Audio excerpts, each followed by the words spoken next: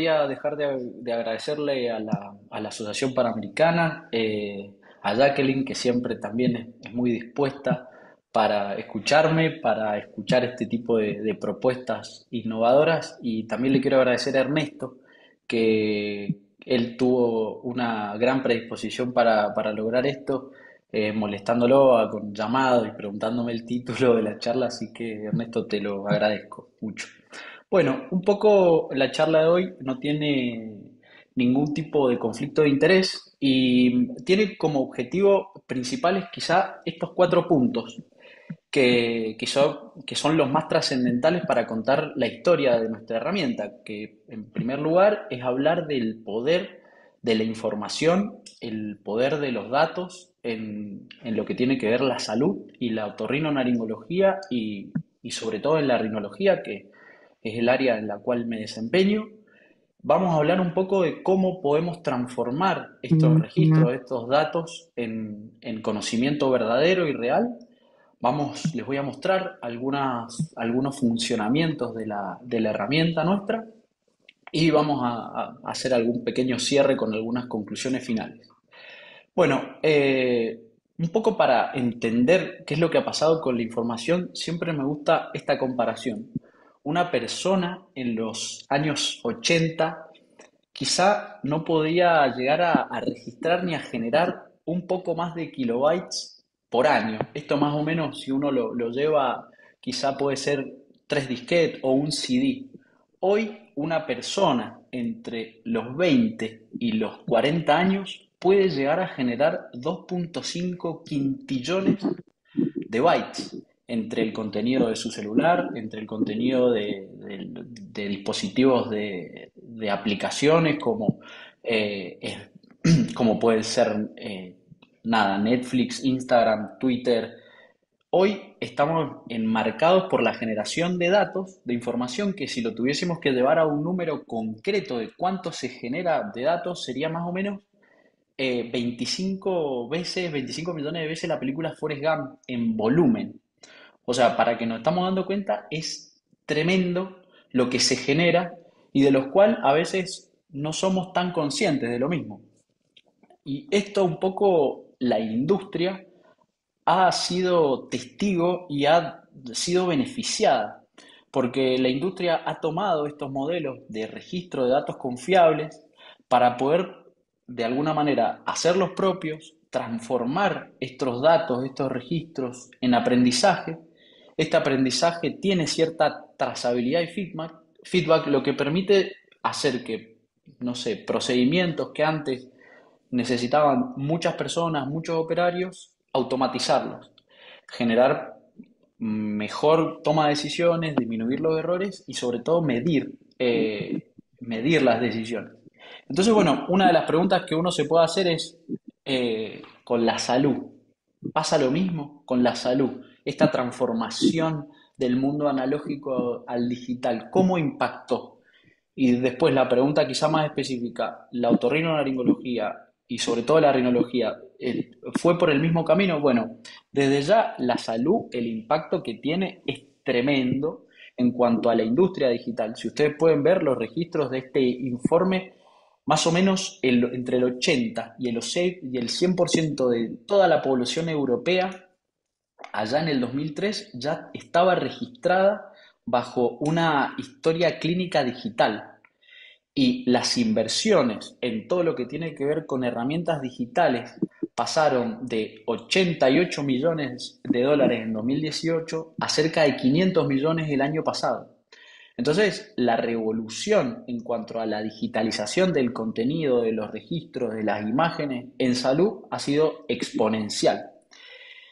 Y en otorrinolaringología también, porque la otorrinolaringología es una especialidad gigante que está enmarcada en todo el mundo, pero hay ciertas perspectivas que me gustaría analizar hoy con ustedes y mostrarles quizá por qué esto nos llama tanto la atención. Es que muchas veces se gasta mucho dinero en registro, digamos, se realizan estructuras de registro de base de datos, pero como muestra este estudio del doctor Murphy de la Universidad de Cambridge, muchas veces más del 60% de la información se pierde. o porque no se registra, o porque no hay tiempo, o porque se registra de una manera que después no se puede extrapolar.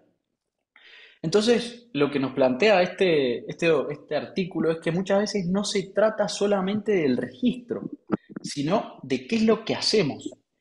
Y el qué es lo que hacemos tiene que ver con este desafío de generar bases de datos más inteligentes que permitan trasladarlo e interpretarlo, llevarlo a un plano donde yo lo pueda ver, lo pueda manipular y lo pueda comparar.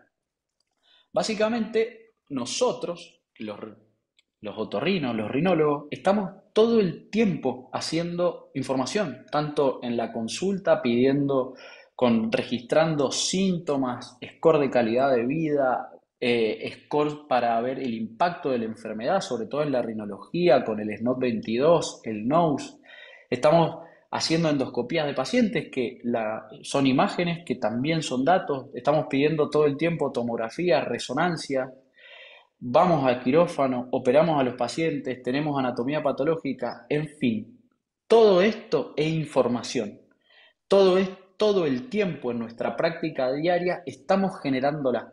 Entonces, un poco el objetivo de hoy es realmente qué estamos haciendo con esto. ¿Lo estamos aprovechando? ¿Nos está sirviendo para algo? O, como dice el artículo de Cambridge, más del 60% se desecha. ¿Y por qué es interesante que no lo desechemos? ¿Por qué es interesante que lo llevemos a otro nivel? Básicamente porque este esquema es el esquema quizá más básico para explicar cuál es la importancia de los datos. Los datos pueden ser cargados por un sistema que los analiza, que aprende y generar un conocimiento. Entonces uno va a su vez cargando nuevos datos, el sistema analiza y mejora el rendimiento del modelo para darme un resultado con respecto a eso. Eso es lo que es la definición, les diría hoy, más real y más acabada de lo que es un modelo de redes convolucionales y es un modelo de producción de inteligencia artificial. Hoy la inteligencia artificial que conocemos está de alguna manera relacionada con este modelo. Se piensa que es una transición, hoy hay varias análisis en cuanto a cómo se puede generar conocimiento, pero la mayoría de las cosas tiene que ver con este proceso que sufre la información de capas más superficiales a capas más profundas, con algoritmos en el medio que me permiten generar conocimiento real. Entonces, bueno, nosotros esta inquietud de por qué la inteligencia artificial en la rinología la venimos trabajando con el doctor Bocio hace ya un par de años. Tenemos esta publicación en esta revista de Rhinology Online, donde nosotros nos preguntábamos, bueno, hoy en la rinología actual del 2021, ¿qué formas tenemos de trabajar o cuál es el impacto que podemos generar en las distintas áreas de la rinología, ya sea en la rinitis, en la sinusitis crónica, en la cirugía endoscópica nasal?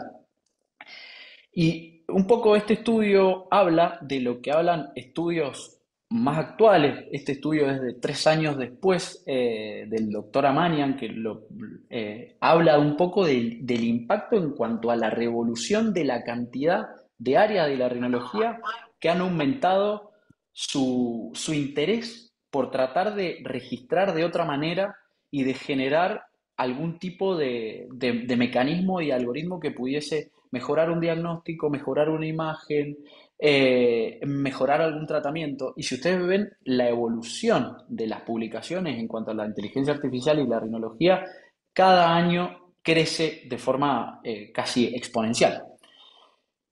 Entonces, nosotros que nos gusta mucho y nos apasiona la patología sinusal, sobre todo la sinusitis crónica, entendimos que la sinusitis crónica primaria está llena de estos inputs, llena de información, desde la clasificación, desde su mirada tomográfica, desde la forma de operar, desde todos los scores para medir impacto en calidad de vida, desde todos los métodos que tenemos para medir el olfato, de las nuevas clasificaciones que surgen, como esta, la del doctor Moreno Luna, LOEM, para medir la extensión de la cirugía nasosinusal, y además de toda la información que existe documentada, como la guía EPOS 2020, como la guía Polina, como la guía Rino Argentina que salió en el 2024. Entonces, un poco teniendo todo esto, lo que nos planteamos con el doctor Bocio es cómo podemos ordenar toda esta información para visualizarla y para tratar de contar una historia, para que no sea solamente registro y para poder ir un paso más allá, poder escalarla y poder tener, digamos, otra mirada de la misma enfermedad. Y así surge SinusTrack. SinusTrack es una herramienta que venimos trabajando hace un año y medio, que se pueden meter y ver un poco más de nuestra información acá en el QR del Instagram o en la página sinustrack.org. SinusTrack, como les comentaba, hace un año y medio estamos trabajando. En la Argentina, a partir de enero ya se puede usar y los médicos que estén, digamos, erradicados acá en la Argentina por una cuestión legal, la pueden usar. Y ahora un poco la idea de la charla es comentarles un poco qué hace Sinustrack. Sinustrack es una herramienta que nos ayuda para el diagnóstico, la monitorización y el control de los pacientes con sinusitis crónica. Básicamente, ¿cómo lo hace? Primero porque centraliza la información, que ahora les voy a contar cómo centraliza la información. Una vez centralizada la información, hace un análisis avanzado de los datos. Detrás de ese análisis avanzado de los datos hay algunos algoritmos que permiten darnos y automatizar las respuestas para ver determinadas características de los pacientes, como son el endotipo, el tipo de sinusitis, el estado clínico actual.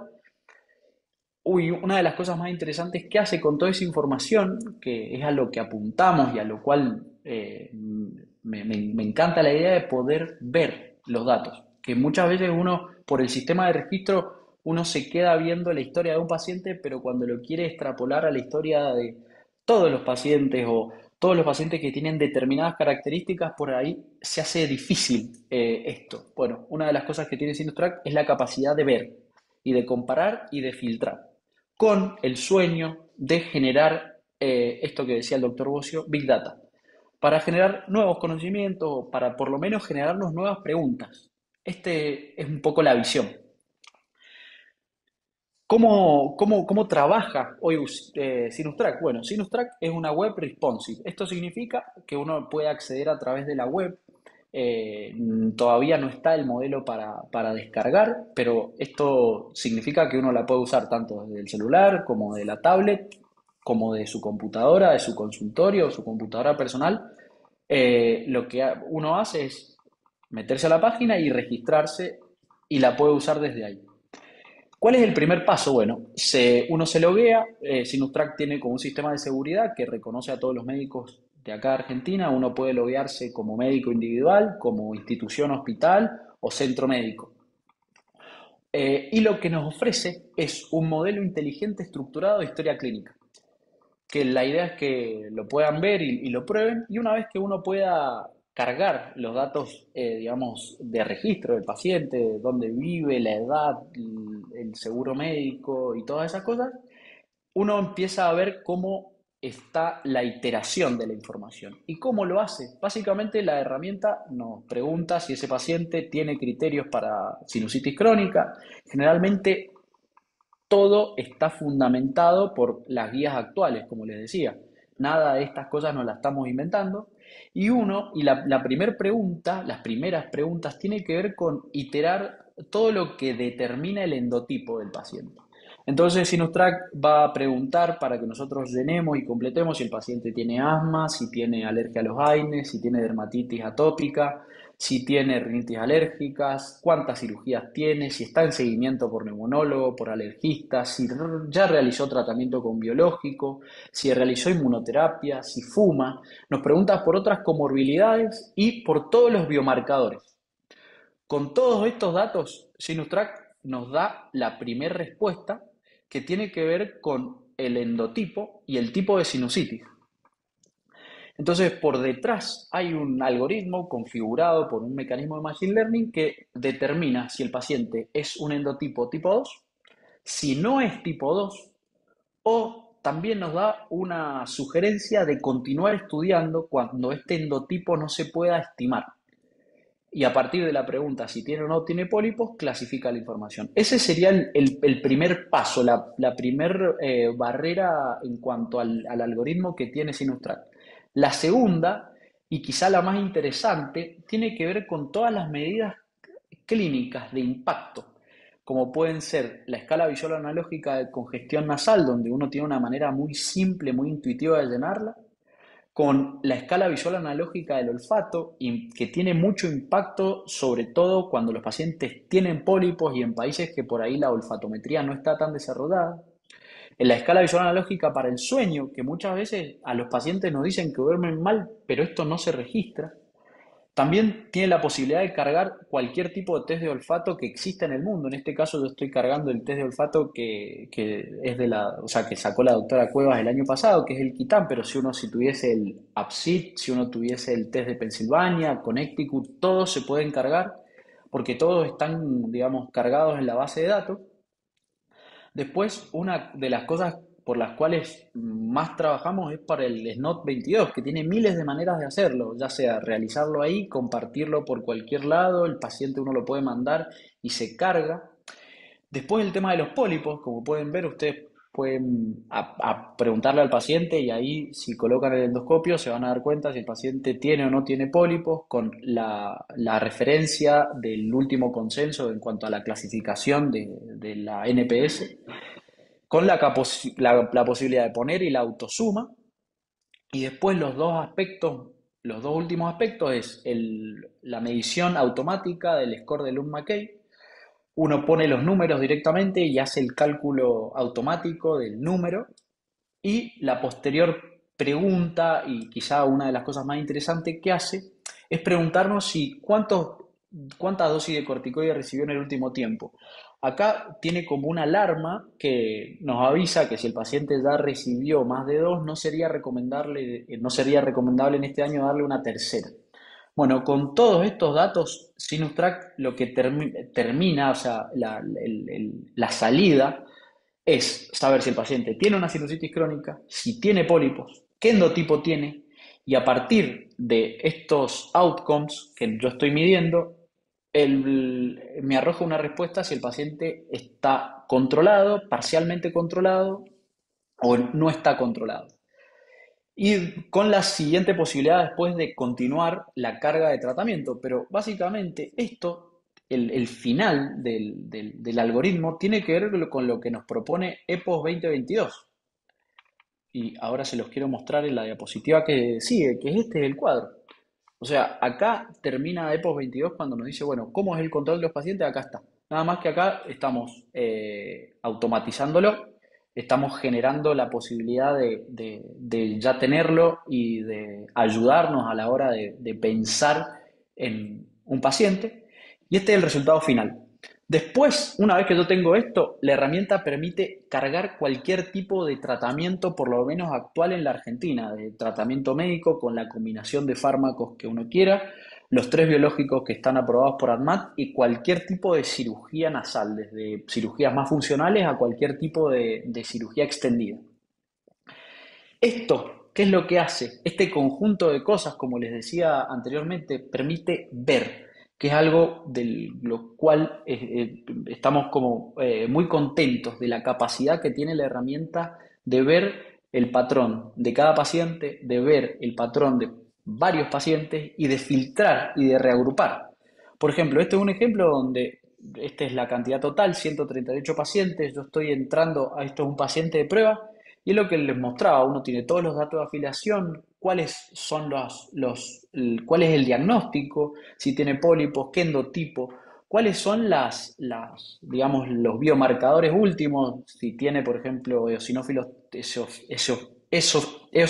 tisulares, si tiene cirugías, qué tipo de cirugías, uno puede ver todos los tratamientos cargados y esto es lo más interesante, quizá, que en estos 5 gráficos uno resume la historia de la enfermedad.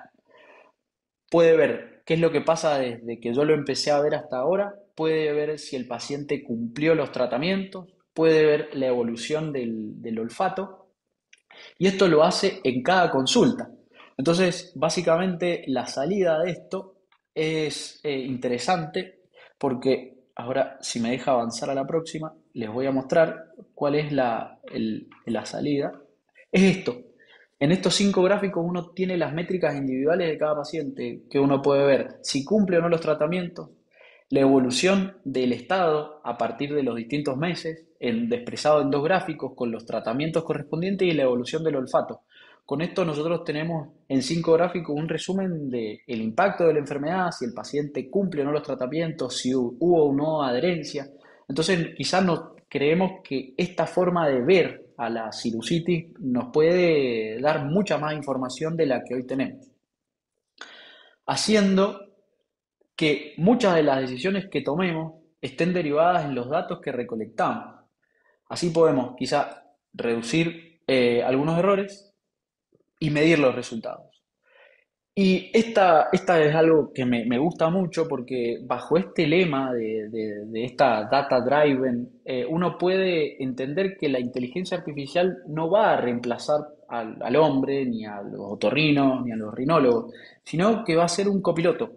Un copiloto que yo voy a tener que saber cómo utilizar, que voy a tener que saber qué información usar, cuál sí, cuál no, qué información puede darme, es plausible de ser escalada y ser integrada a un algoritmo que va por detrás y nos va a permitir ver cosas que quizá antes veíamos como iguales, verlas distintas. Entonces, creemos que quizá la historia basada en la recopilación de datos puede arrojarnos mucha información. Un poco para cerrar, SinusTrack es una herramienta que nos da soporte, nos organiza para y el trabajo médico está destinada para nosotros los rinólogos, generando Big Data, ayudándonos con la visualización de los pacientes. Eso por ahí no les comenté, pero la idea de tener una base de datos inteligente es que uno pueda exportar, usar, si tiene que documentar, va a ser mucho más fácil. Y quizás es una herramienta, quizá algún día cuando haya muchos datos para generar inteligencia artificial. Actualmente, como les decía, en la Argentina es el único país de Latinoamérica que se puede usar. Ustedes pueden entrar a la página www.sinustrack.org, ahí van a ver más información. Eh, Contamos con todos los reglamentos legales que tiene que tener una herramienta digital. En algunos países de América Latina la ley de protección de datos no se cumple. Nosotros desde un inicio registramos la marca, registramos la base de datos que se encuentra encriptada. Esto le da muchísima seguridad a la herramienta. Eh, Así que de lo cual estamos muy contentos y muy orgullosos porque eso nos ha permitido llegar a muchas instituciones. Hoy tenemos casi 45 usuarios y la idea es seguir creciendo. Estamos hablando de la posibilidad de generar un registro nacional de la enfermedad a través de la herramienta que estamos terminando de definirlo junto con el doctor Bocio y con la gente de la federación. Y la idea siempre es pensar en internacionalizarla, la herramienta. Hemos tenido la posibilidad de hablar con gente de varios países que están interesados, pero bueno, como estamos haciendo las cosas despacio, bien y seguro, cada país tiene una ley de protección de datos distinta. Entonces, y no es barato, y como es una plataforma, digamos, no mercantilizada, esto no se le va a cobrar al médico, por ahí esas cosas demoran un poco más. Entonces, un poco cerrando las ideas, Sinustrack, como todas las herramientas digitales que conocemos y que van a aparecer, nos obligan a esto, a quizá repensar la forma de las cuales hacemos las cosas. Para desaprender quizá algunas cosas que hacemos con los pacientes, donde preguntamos y no registramos, y justamente reaprender a registrar, quizá demorarnos un poco más la primera consulta, pero después créanme que se hace muy automático, se hace intuitivo y voy generando cada vez más información para tomar mejores decisiones, que es un poco la conclusión. Mientras más datos y mejores datos, mejores decisiones, y creo que es una de las primeras pasos que uno puede dar para mejorar el cuidado de los pacientes. Bueno, estos son mis contactos, mi mail, mi Instagram, en la página de Sinustrack. abierto a cualquier comentario, pregunta, idea, ganas de colaborar. De eso se trata el mundo de la tecnología y lo digital, donde por ahí tenemos la posibilidad de romper algunas barreras y de generar trabajos entre todos que creemos que nos puede llevar a buen puerto. Así que bueno, muchas gracias a todos. Excelente, excelente, Eduardo. Bueno, de verdad que estamos muy orgullosos de tu trabajo y de todo el equipo de lo que han logrado. Eh, bueno, ya pueden. Te quería preguntar, y si tienen algunas preguntas, pues pueden hacerla o en vivo o por el chat como deseen.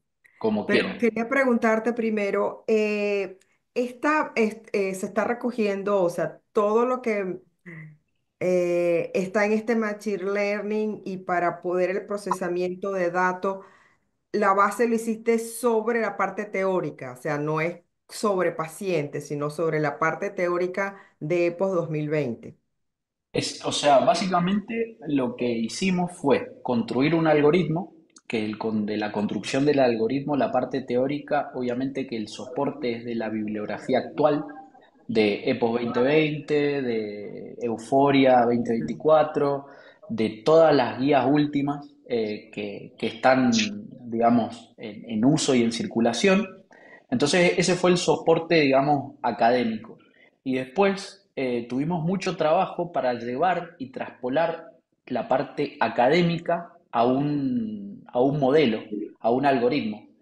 Esto nos llevó un tiempo porque, como vos bien sabés, Jackie, muchas veces estos modelos de aprendizaje, donde uno tiene un modelo de prueba, un modelo donde va testeando y va viendo la sensibilidad.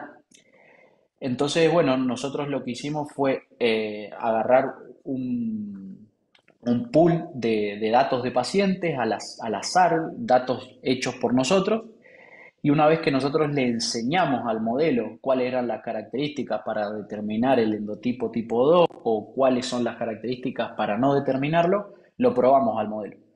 Eso arrojó una sensibilidad casi del 98%. Entonces, eso es lo que va a hacer que dentro de poco saquemos una publicación en base a la sensibilidad que hay detrás del modelo de Sinus Track. Pero bueno, eso nos costó porque eso tiene que ver también con un trabajo que hicimos con unos ingenieros en sistemas, o sea, nosotros no nos dedicamos a hacer la parte del soporte de software y eso trasladar la parte académica a un programa, a una tecnología, eso se encargaron unos colegas de Kairox, que es una empresa, la verdad que de mucha seriedad, que nos ayudaron a validar el modelo y poder trasladarlo a lo que hoy en día está en uso, digamos. Ok. Y este modelo, la idea es, por ejemplo, se entra tal cual, escanean aquí, por ejemplo, lo que tienes, o entran por el logo de la página web de Sinotrack, y luego el médico llena en su computadora, en su consulta, lo que va teniendo. Esto es solamente para pacientes adultos con sinusitis crónica y que tienen pólipos. Mira, esto es así. Esto es un Sinus Track, uno puede acceder, uno se loguea y se registra, que hoy solamente les va a permitir loguearse y entrar dentro de la herramienta a médicos con matrícula de Argentina. Y uno, hoy en día la herramienta sirve para pacientes adultos con sinusitis crónica, Ok, tengan o no tengan pólipos. ok. Y solamente tienen que tener matrícula argentina para poder entrar. Hoy en día, por una cuestión legal, el único país que estamos autorizados para funcionar es Argentina. Ok. Y la finalidad, como lo mostraste, es, por ejemplo, que poder hacer el follow-up, el seguimiento del paciente y ver si, bueno, va encajando en los endotipos y cómo su cronicidad va mejorando o no. Total, Em, sí. sí, si tienen a algunas preguntas que quieran hacer. eh, Eduardo, felicitaciones, Pablo Stolovisky. Quería, Hola Pablo, ¿cómo estás? Buenas noches. excelente, felicitaciones, es un trabajo muy, muy noble, muy, muy necesario. Para los que hacemos rinología a diario, esto es algo que es lo que se dice acá el bread and butter, es lo que se hace todos los días. Me parece excepcional poder hacer el seguimiento longitudinal de pacientes, que a veces es lo más difícil, porque con Electronic Medical Records lo que sucede es que uno tiene la base de datos, pero no está la integración longitudinal.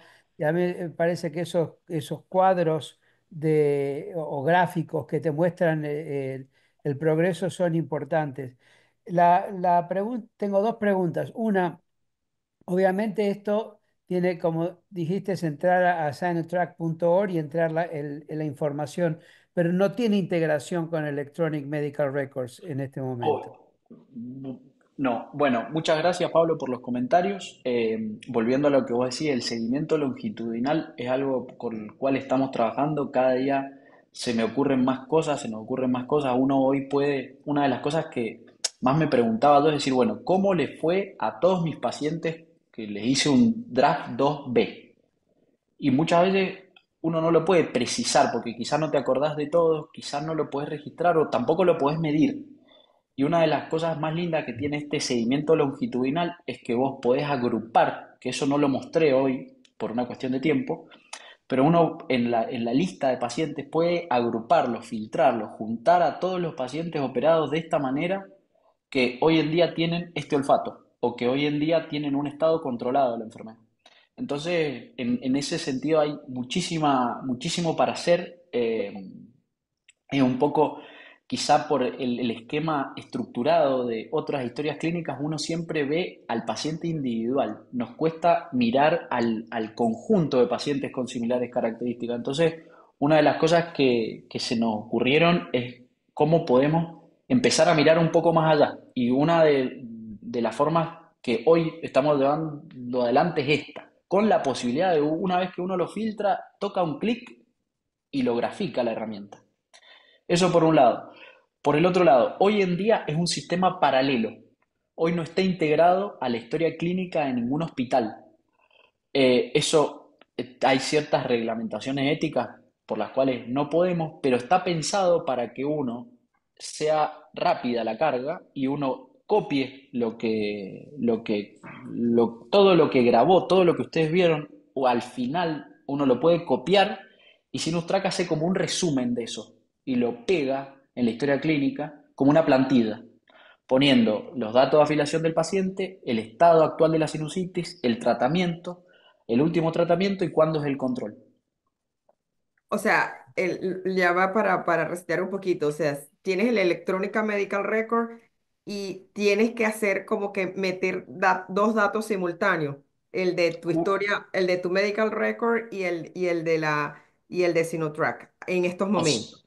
En estos momentos uno podría llenar el de Sinustrack, pone copiar y lo pega en el del hospital o en el del centro médico. No tiene Ah, que escribir ni llenar las cosas dos veces. ok, perfecto, perfecto. Yo quería Eh, hacer el seguimiento a mi pregunta, si me deja.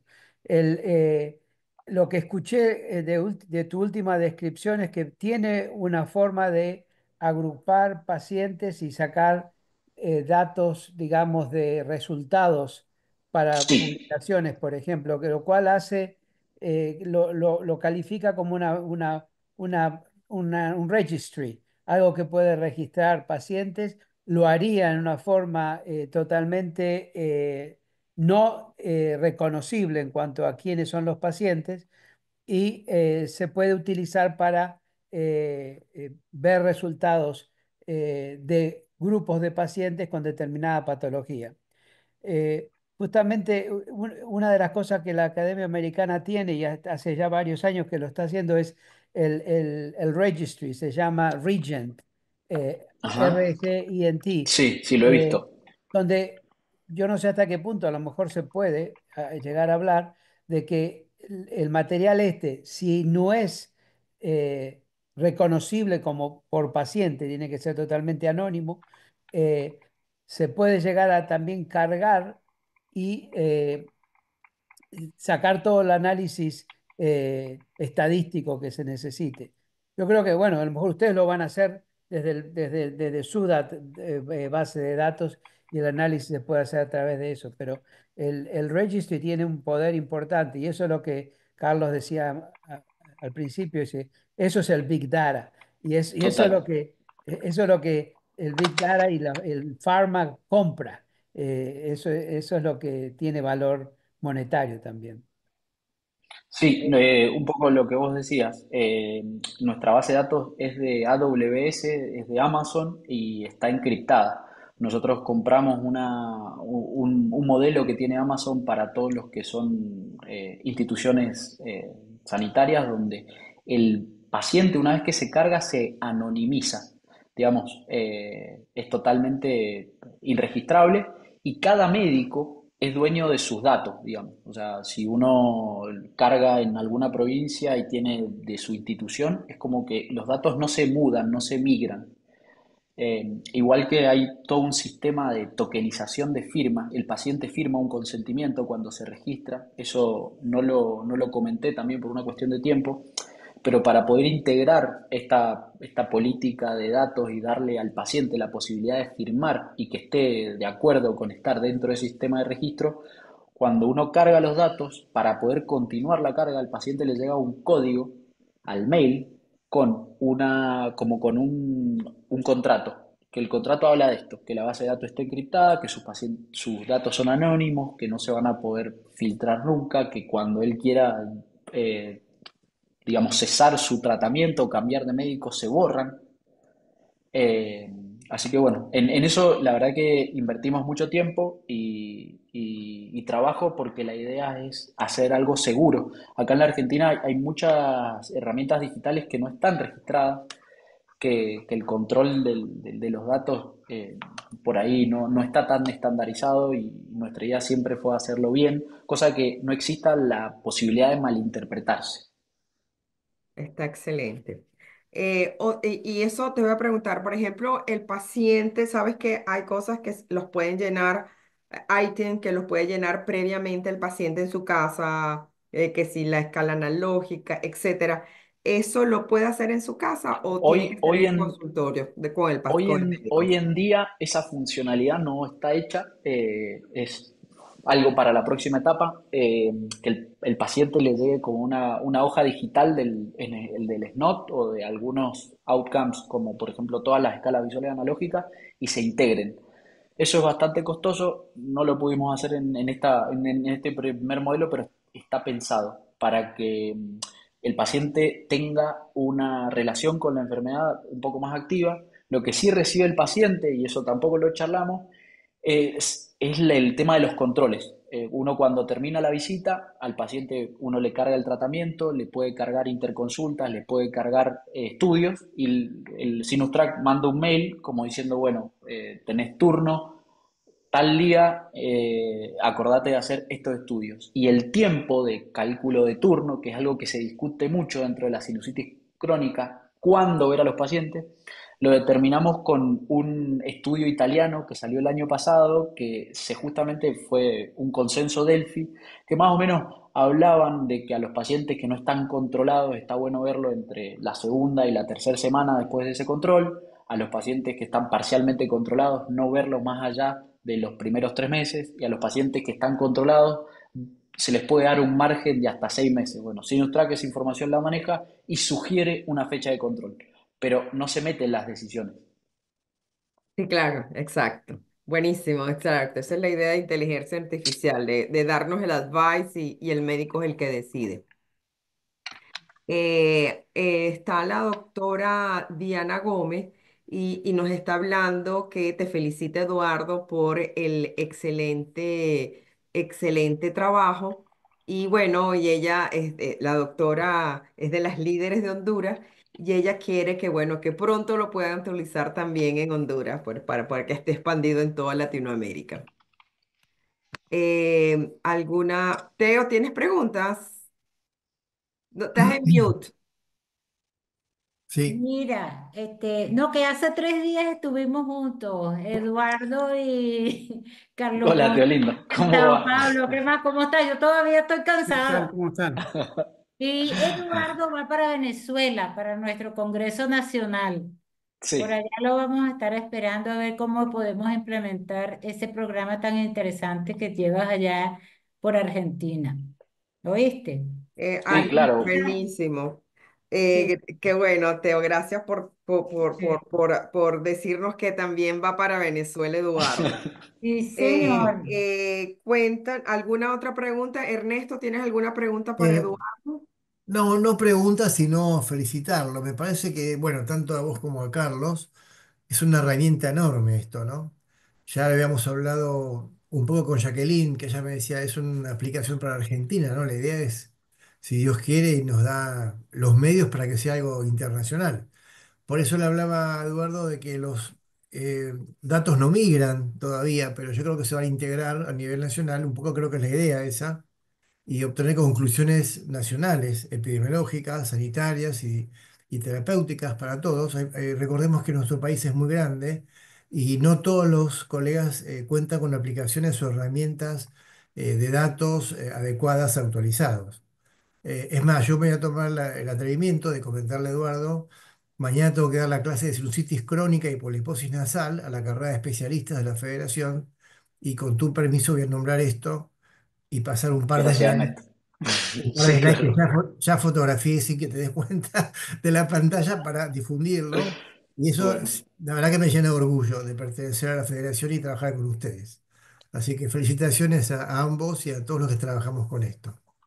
Bueno, es bueno. que realmente el que estemos en Latinoamérica en inteligencia artificial, no solamente en Pirino, sino que estamos ya, como dicen, viendo el producto, es un logro bien satisfactorio, no solamente para la Argentina, sino para nuestra comunidad panamericana, de que ustedes estén en este proyecto, que lo están lanzando, que lo están creando y que tiene mucho futuro.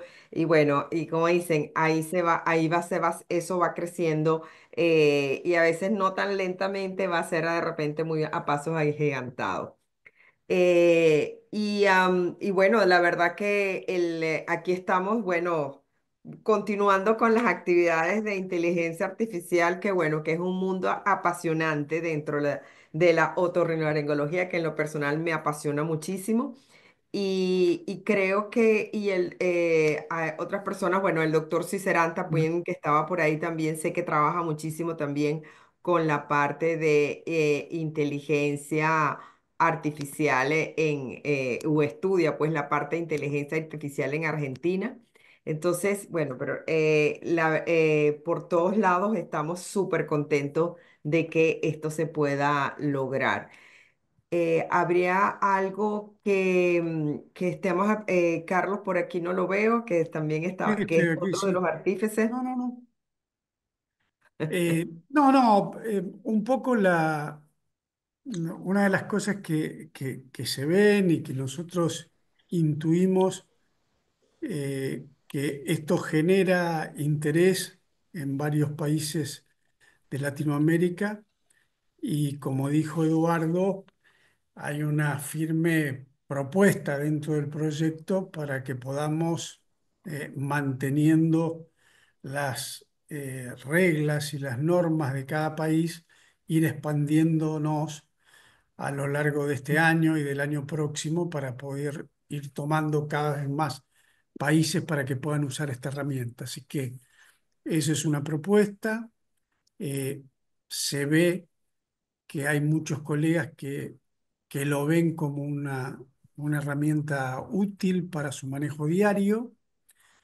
Así que, bueno, por supuesto que nos entusiasma más todavía para seguir trabajando. Excelente, excelente. Bueno, si quieres, hacemos pones el stop del share, Sí, perdón. Ok, listo.